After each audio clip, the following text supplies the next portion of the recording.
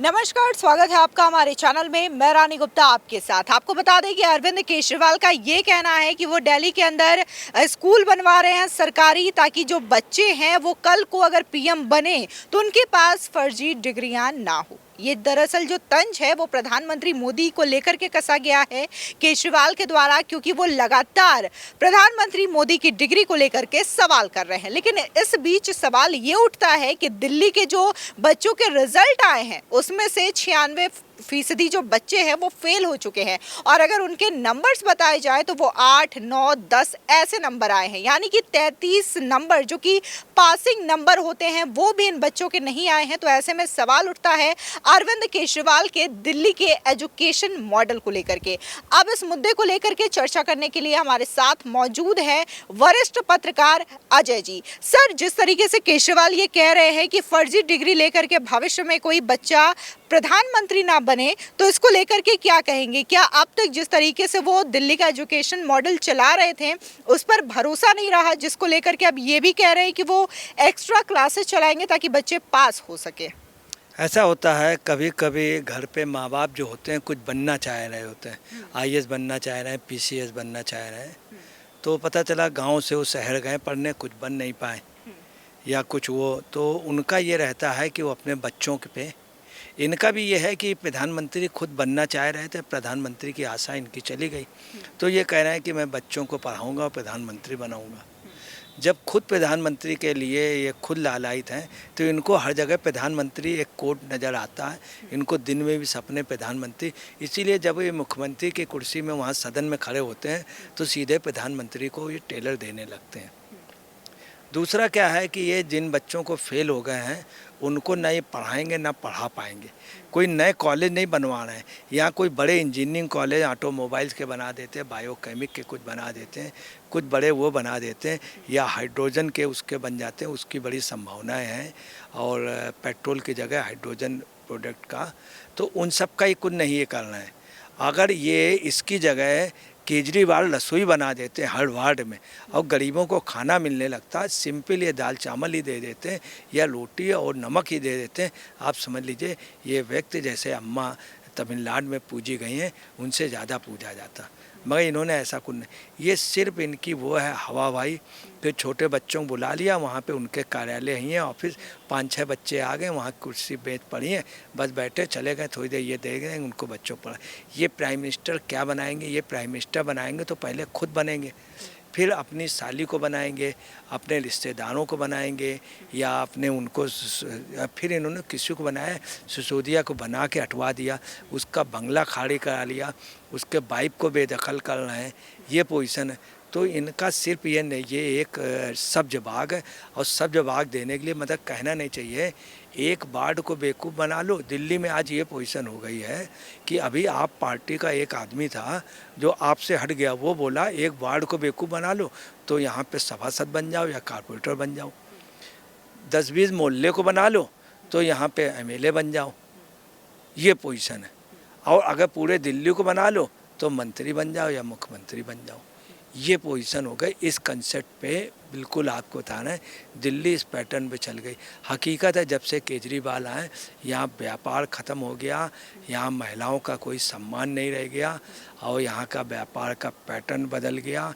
तीसरा इन्होंने क्या किया, सिर्फ ये है कि एक गज़ल थी, मुझे शराबी बना दिया। इन्होंने क्या किया, शहर को ही नहीं पूरे दिल्ली प्रदेश को शराबी बना दिया, एक के साथ एक फ्री बना दिया। अगर हम आपको बता रहे हैं इस समय वर्ल्ड भर का साकी हिंद कोई है तो केजरीवाल के राज में जितनी शराब, जितने अच्छे ढंग से, जितने प्यार से, सम्मान से, पहले क्या होता था कोई आदमी सड़क पे पीता नहीं था कोई, अब जगह जगह खुल गए थे शराब के ठेके, आराम से, पुलिस की हिम्मत नहीं थी, कोई कुछ कह नहीं सकता था, लोग पीते थे, शराबियों को पूरी छूट थी। तो साकी ये हिंद अगर इन्हें कहा जाए या दिल्ली का ये तख्त का, इसमें कोई शक नहीं। अच्छा, अतीशी जो हैं नई अभी एजुकेशन मिनिस्टर बनी है सिसोदिया के जाने के बाद, वो एक कैंपेन चला रही हैं, कह रही हैं कि अपनी डिग्री दिखाओ। तो इस बीच सवाल ये उठता है कि क्या खुद उन्हीं के जो आपके तमाम मिनिस्टर हैं या फिर सीएम बने हुए हैं उनके पास तो डिग्रियां ही मौजूद नहीं हैं? कोई 8वीं फेल है, किसी ने 12th पास आउट किया है, तो क्या वे लोग अपनी डिग्रियां दिखाएंगे? आप में काफ़ी विधायक ऐसे हैं जो हाई स्कूल हैं, 8वां है। मैं आपको बहुत छोटी बताएं, छोटे बच्चे जब नकल करते हैं तो वो जो खर्रा, उसको खर्रा बोलते हैं। छोटे कागज़ में लिख करके बहुत गड़ा करके लिखते हैं। अभी सिसोदिया जी का लेटर बिल्कुल वैसे ही लिखा गया जैसे लोग बच्चे नकल करते हैं, उस तरह का धीरे से धर लेते हैं, हाथ में ऐसे देखते रहते हैं। तो ये अच्छा, इसमें जो केजरीवाल जी हैं चूँकि घबराए हुए हैं और ये कलयुग के आप समझ लीजिए महामानव हैं, तो इनकी पोजीशन ये है कि एजुकेशन में कुछ नहीं कर पाएंगे। ये सबको अनपढ़ कह रहे हैं, प्रधानमंत्री ग्रेजुएट है, इनके यहाँ लोग अनपढ़ हैं, कुछ नहीं। और आपको बता रहे हैं केजरीवाल जी पे मुझे पूरा विश्वास है कि जो अच्छे हॉस्पिटल हैं, वो एक हॉस्पिटल आगरा में था, उसके बाद बरेली में बना, फिर बरेली के बाद एक रांची बना। अगर केजरीवाल चाह लेंगे तो मैं आपको बता रहा हूँ, केजरीवाल दिल्ली में बहुत बड़ा हॉस्पिटल का बनवा सकते हैं और बनवाना चाहिए, क्योंकि देश में मानसिक रूप से उलझित लोग बहुत हैं, उनके लिए हॉस्पिटल दिल्ली में नहीं है। अगर केजरीवाल ये काम कर दें तो इनकी पार्टी को भी आराम रहेगा, केजरीवाल उसको अच्छे ढंग से देख लेंगे। और मेरा दावा है कि इस हिंदुस्तान में कोई मानसिक रूप से उलझन नहीं होगा, कोई पागल नहीं बनेगा। अगर ये कर लेंगे इनको भी आराम रहेगा। तीसरी बात, इनके जो काफ़ी कार्यकर्ता हैं उनको भी कभी कोई तकलीफ नहीं हुई, उसमें उनको नौकरी भी दे दें, ये लोग अच्छे ढंग से उसमें नौकरी कर लें, उसमें अपने कार्यकर्ताओं को अधिक से अधिक अगर चाहेंगे, जैसे अभी स्वास्थ्य विभाग में इन्होंने लगा दिए, ऐसे कॉन्ट्रैक्ट बेस में लगा दें, वो लोग काम भी अच्छा कर लेंगे, उसके डायरेक्टर बन जाए, क्योंकि इनको रिटायरमेंट में उन लोगों के साथ बैठना देखना बहुत अच्छा रहेगा। ये अनपढ़ के हम आपको बता रहे हैं कि ये अनपढ़ इनका सिर्फ ये है, पता नहीं किसको इन्होंने समझा दिया। अनपढ़ देश के सबसे ज़्यादा मतदाता हैं और अनपढ़ इनसे हट गए। सबसे ज़्यादा इनको वाल्मीकि समाज ने वोट दिया, सबसे ज़्यादा गरीबों ने वोट दिया, सबसे ज़्यादा अनपढ़ ने दिया, और ये अनपढ़ की मार्केटिंग कर रहा है। लेकिन यहाँ पे सवाल ये भी उठता है कि जब ऑलरेडी गुजरात यूनिवर्सिटी की वेबसाइट पर उनकी डिग्री है, इसी के साथ ही गुजरात यूनिवर्सिटी ने उन्हें अपना एलुमनाई भी बताया है और प्राउड भी बताया है कि कैसे उनके यूनिवर्सिटी से पढ़ा स्टूडेंट आज देश का प्रधानमंत्री है। इसके बावजूद बार बार आपके नेताओं के द्वारा इस तरीके से डिग्री मांगना क्या जताता है?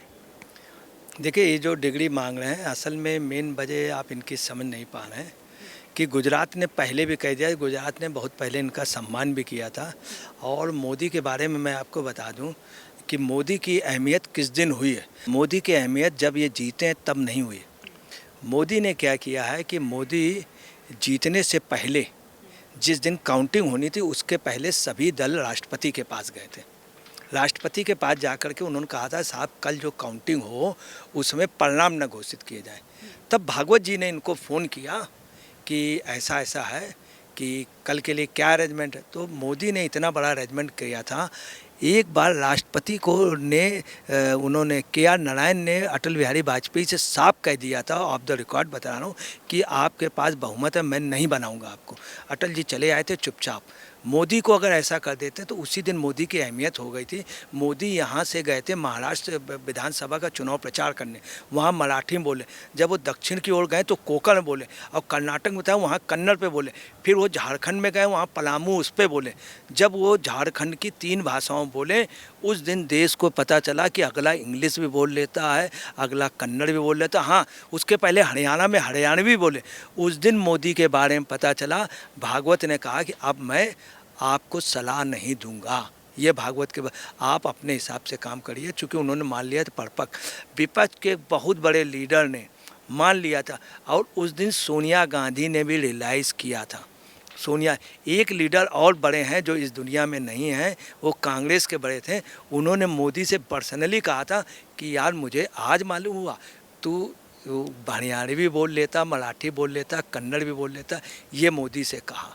तो मोदी की काबिलियत पे हमारा अंदाज है कि अगर शक करना तो ये गलत होगा। शायद ये आपको बताना है, विनाश काले विपरीत बुद्धे, और इनके हाथ में लकीर है, मालूम किसकी है? भस्मासुर वाली लकीर है। ये आप पार्टी को ख़त्म कर देंगे। ये है क्या, इनकी योजना क्या है, देखिए हम आपको बताएं। अच्छा, शिक्षा मॉडल को लेकर के बहुत बात हो रही है अरविंद केजरीवाल के, तो जिस तरीके से फेलियर रिजल्ट जो आए हैं बच्चों के, उस पर क्या कहेंगे? देखिए, आपको बताना है कि ये एक्चुअली में इनका ये सोचना है कि अनपढ़ बहुत ज़्यादा है, उनकी यूनिवर्सिटी बनाएंगे, उसमें बीसी वगैरह बन जाएंगे, अपना वो कर लेंगे, तो अनपढ़ के कर लेंगे, इधर हॉस्पिटल खोल लेंगे। तो यहाँ पे अनपढ़ आदमी बड़ा सीधा होता है और बड़ा वोट भी देगा। एक तरफ उनको थोड़ा समझाना होगा, कल वहाँ जाना है, 4 बजे 5 बजे ये करना, वो सब करेंगे। अच्छा, अनपढ़ जो भी नेता बनता है वो अनपढ़ के बल पे बनता है, ये भी याद रखिए। जो भी नेता बनता है वो अनपढ़ के बल पे, पढ़े लिखे 20 यूनाइट नहीं हो सकते हैं। कोई भी पढ़े लिखे उसमें आपने देखा होगा आईआईटी या बड़े बड़े उसमें उनको राजनीति के बारे में नहीं मालूम। जितना बिहार का व्यक्ति बता देगा वो यादव है, वो पंडित है, वो ये हार जाएगा। आईआईटी के लड़के को इतनी नॉलेज नहीं है। तो ये वास्तव में अनपढ़ों की यूनिवर्सिटी बनाना चाहते हैं, उसके मुखिया। इनकी अच्छी दुकान चलेगी और जितनी भी दुकानें चलती हैं वो अनपढ़ों के बल पे चलती हैं। आप सुन लिए, अनपढ़ यूनाइट होते हैं और एक साथ वोट करते हैं, ईमानदार होते हैं, वफादार होते हैं, देश के पद मर मिटने वाले होते हैं। तो ये उन्हीं का वोट बैंक बनना चाह रहे हैं और उसके ये मास्टर प्लानर पे अपने हिसाब से चला लेंगे।